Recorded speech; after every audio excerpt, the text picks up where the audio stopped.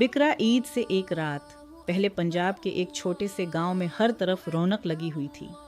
کہیں بچے اپنے جانوروں کو سجا رہے تھے، کہیں گھروں میں سویوں اور قورمے کی خوشبو پھیل رہی تھی اور مسجد سے تکبیروں کی آواز گونج رہی تھی۔ 12 سالہ حمزہ اپنے سفید بکرے بادل کے پاس بیٹھا تھا۔ بادل کوئی عام بکرا نہیں تھا، اس کی آنکھوں میں عجیب سی چمک تھی، جیسے چاندنی پانی پر تیر رہی ہو۔ حمزہ نے اسے بچپن سے پالا تھا، وہ اس کے ساتھ کھیتوں میں دوڑتا، اسے اپنے ہاتھ سے روٹی کھلاتا اور ہر بات اس سے شیئر کرتا۔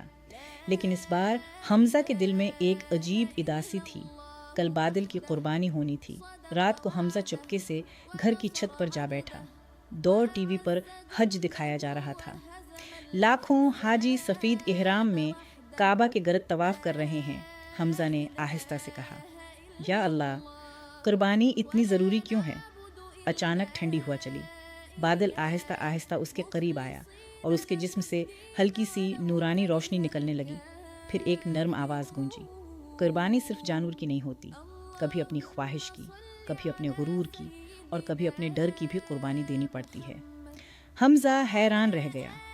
اچانک اس کے سامنے عجیب منظر نمودار ہونے لگے۔ اس نے دیکھا ایک غریب بچہ پہلی بار نئے کپڑے پہن کر خوشی سے ہنس رہا تھا۔ ایک بوڑھی اماں کے گھر کئی دن بعد گوشت پکا تھا اور لوگ ایک دوسرے میں قربانی کا گوشت بانٹ کر دعائیں لے رہے تھے۔ پھر وہی آواز دوبارہ آئی۔ حضرت ابراہیم علیہ السلام نے اللہ کی رضا کے لیے اپنی سب سے پیاری چیز قربان کرنے کا جذبہ دکھایا تھا۔ اسی یاد میں ہر سال انسان اپنے دل کو بڑا بنانا سیکھتا ہے۔ حمزہ کی آنکھوں میں آنسو آ گئے۔ اس نے بادل کو گلے لگا لیا اور بولا، تم صرف میرا بکرا نہیں، میرے دوست ہو۔ صبح عید کی نماز کے بعد پورا گاؤں تکبیروں سے گونج اٹھا۔ قربانی ہوئی۔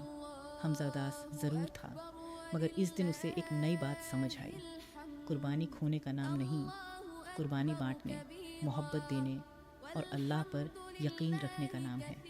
جب گوشت غریب گھروں میں پہنچا اور لوگوں نے دل سے دعائیں دیں تو حمزہ کے دل میں عجیب سا سکون اتر گیا۔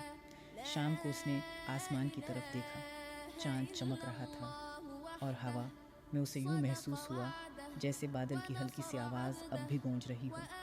حمزہ مسکرا دیا